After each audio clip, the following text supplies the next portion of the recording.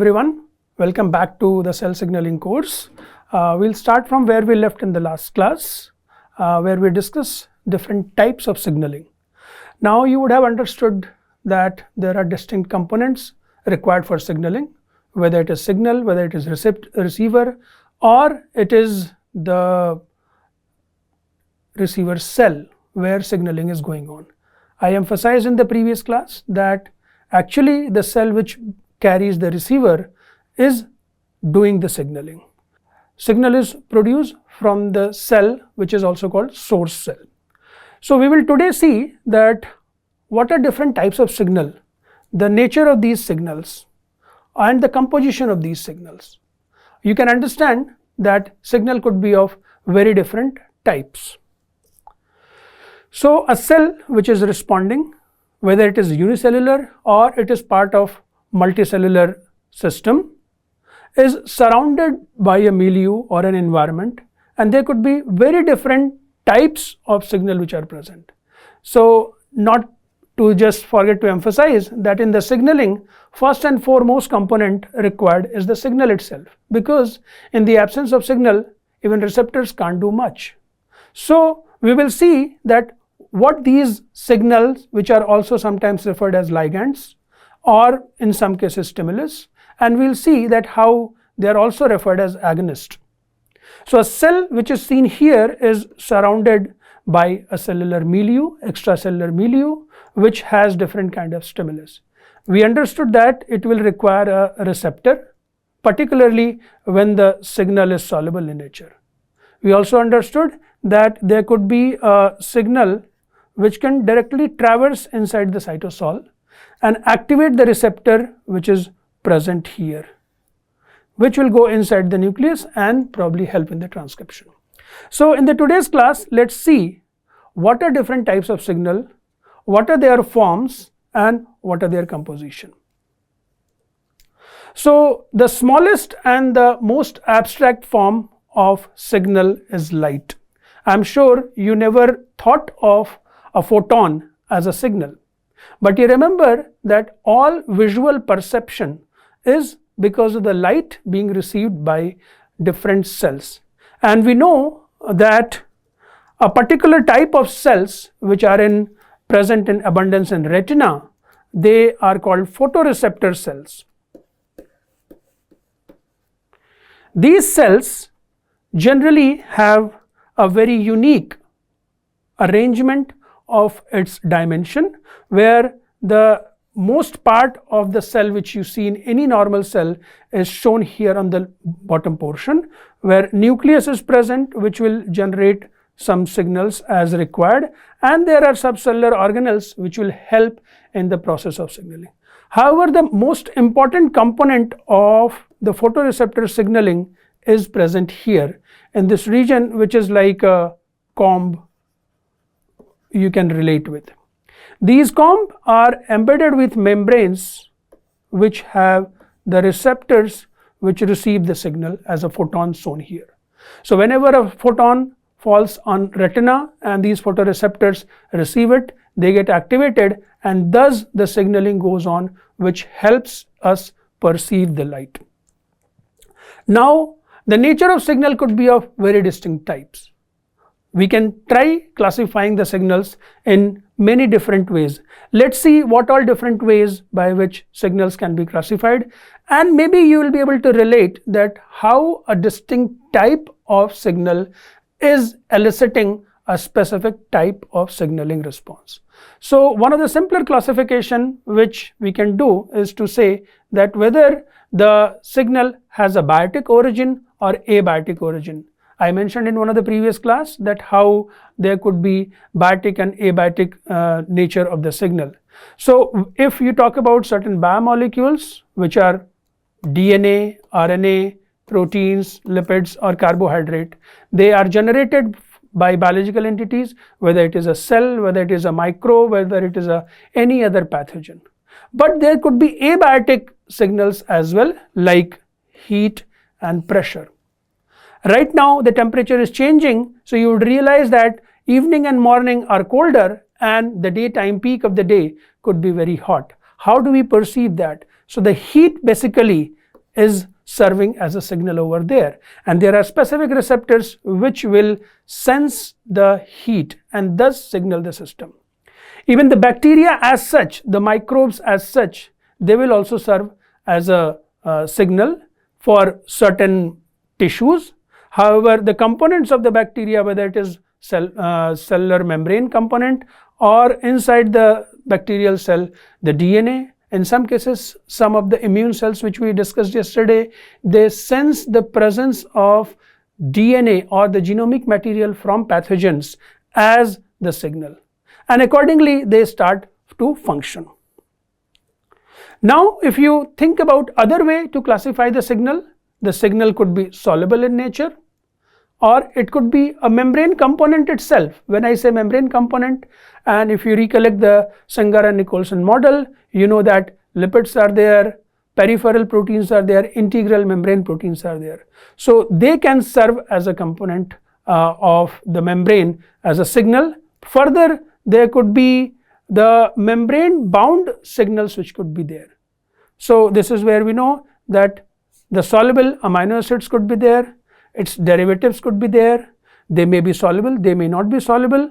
Then there are hormones which are derivatized from amino acid, or the hormones which are basically lipid or hydrophobic in nature.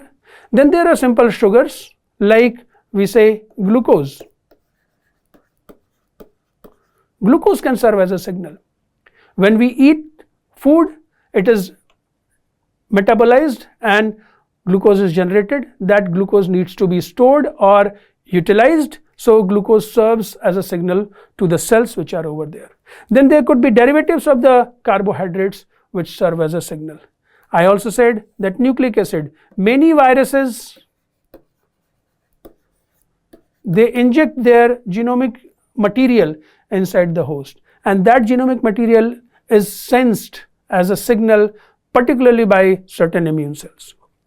Then there could be insoluble signals which are either lipids, fatty acids, cholesterol or its derivative, and certain hormones which are derived from these insoluble material. If you recollect, in the previous class we discussed that most of these soluble signals, they will need some sort of receptor present on the cell membrane.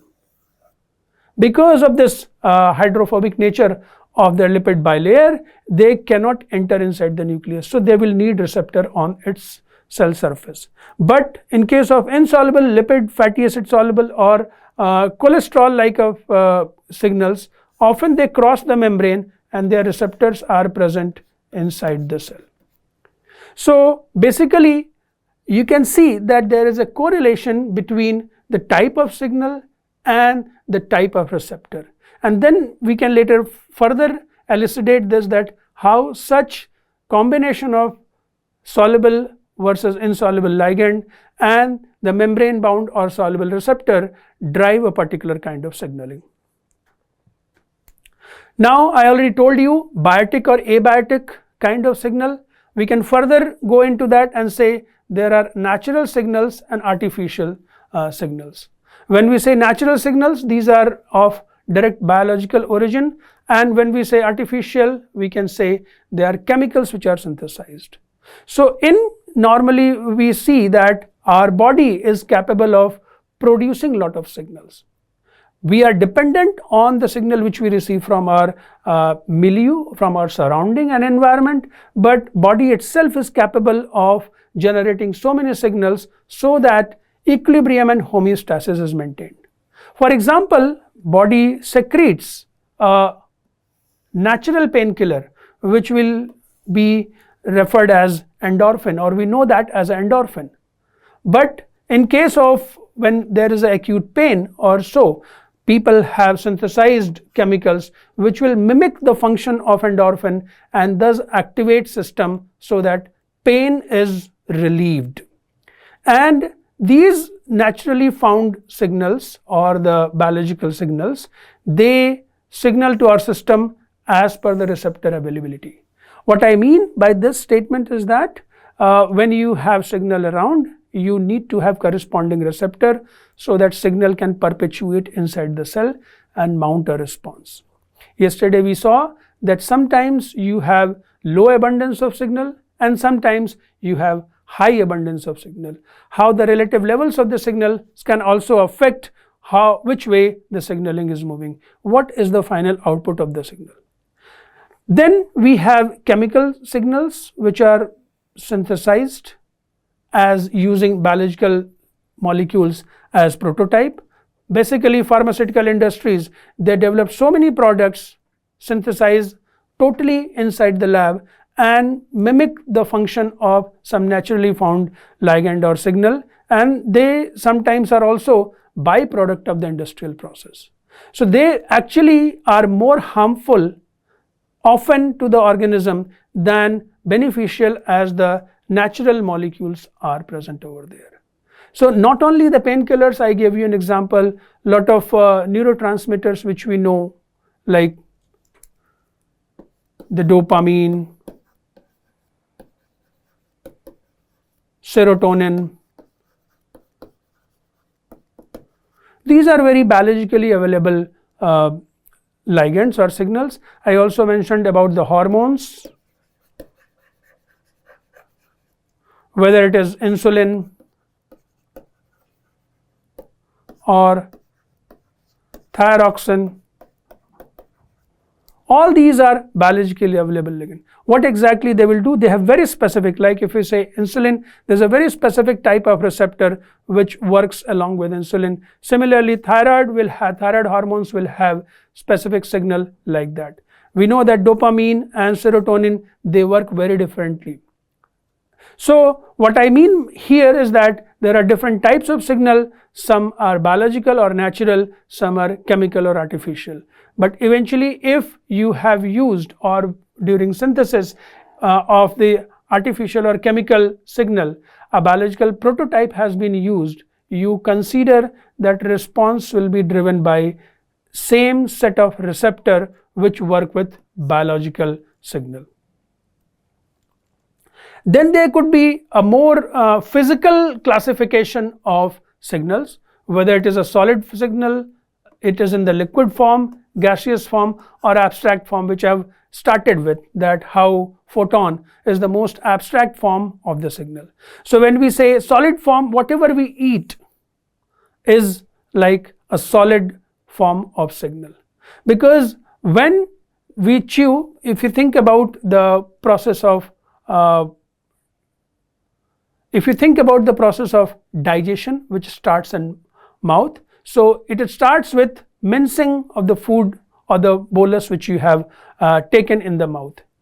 The texture of the food and the pressure which is applied from these particles to the food on the glands, they help in the secretion of saliva and other enzymes which starts the digestion right in the mouth. So whether it is a rice, whether it is a lentil or sugar or meat, whatever you are eating as a solid form, that is also serving as a signal. At different locations, the receptors for sensing the pressure applied by different solid signals are present. Similarly, you can have liquid as a signal. The fluids, whether the fluids which you consume or the fluid which is generated in the system or the fluid which is present in our body. For that matter, blood, lymph or extracellular fluid. These are all liquid form of the signal, and the pressure by virtue of the volume they exert on the surrounding surface actually initiates a signaling. Like when you think about the blood pressure monitor, what exactly is happening? The force of the blood moving in our capillaries, which is applied on the blood vessels. So if this is the blood vessel and this is the movement of blood flow, so this will exert a pressure on the blood capillary walls. So there must be a receptor or sensor which should sense this pressure, right? So fluid exerts a pressure on the wall which is sensed and accordingly it is responded. We also know there are gases which are involved in signaling, like carbon monoxide, nitric oxide, hydrogen sulfide, ammonia, or in case of plants we know that how ethylene is involved in the ripening of the fruit. So you must wonder that how these gaseous molecules are sensed. So remember we said that these gaseous molecules will probably cross the membrane barrier. They will find their receptors inside the cell. If there is a gas which is polar in nature and cannot enter inside the cell, it will find its receptor on the cell surface and thus respond. We will see in the coming classes that how ethylene kind of receptors work.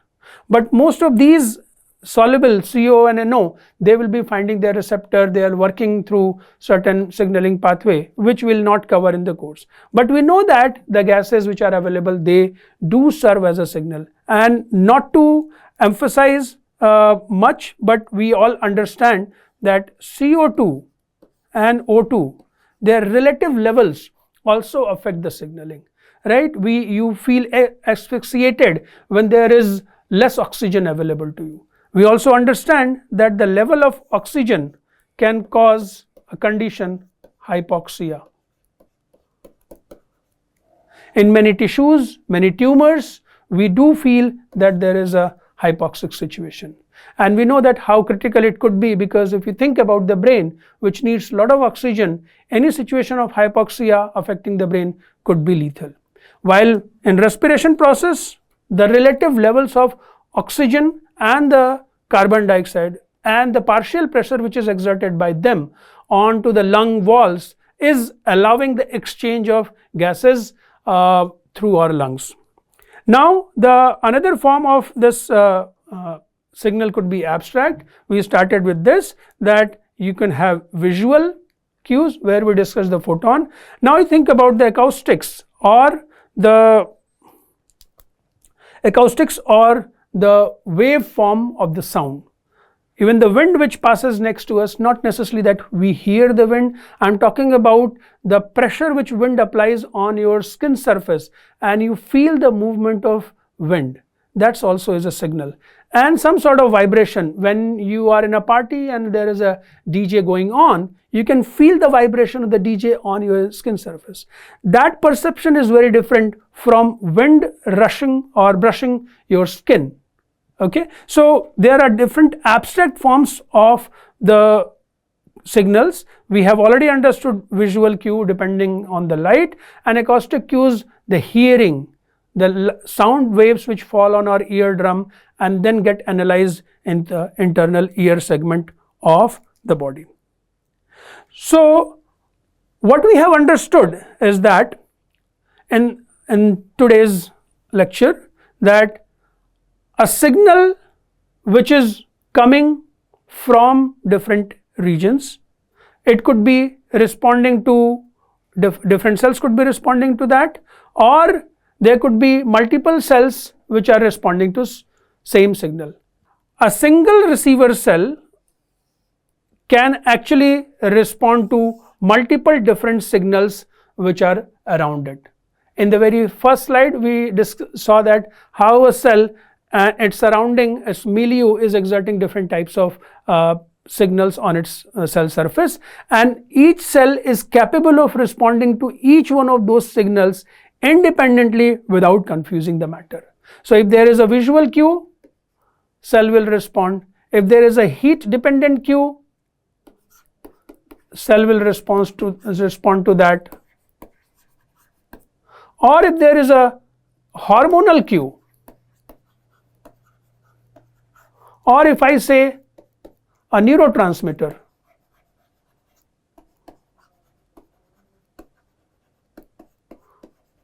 so what you can understand that a single cell is capable of perceiving all these different signals and respond to them. As long as these signals are very distinct and unique, there is generally no problem in the signaling process. Howsoever chaotic it might look like, that many signals coming to one cell, but as long as they are very unique, there is no confusion in the system and all these signals are responded very well. Generally, system also avoids having contradictory signal produced and given to a cell, because in that case there will be a problem. So that is why you have the signal of contradictory nature which are generated in very distinct conditions. Under the same condition, you generally do not have contradictory signal. What I mean by this is, think about a situation where muscle is contracting, right? So you will have probably acetylcholine binding to the muscle cell and the cell contracts. At the same time, this muscle cell does not receive the signal to relax, because the job will be achieved by contraction. So this is what I meant by contradicting and opposing signal, right? And then the last thing is that different signals which are available in the surrounding, they will require different and unique receptors so that they can be dealt, and as long as their receptors are very unique and very different, there is absolutely no problem in the signaling. So in nutshell, what we understood, that there are different types of signal, they come in different forms, they have different composition, and they will respond to, the system will respond to that depending on what signal it is, what receptor is required, where is receptor located, and what is the desired output of that. Thank you.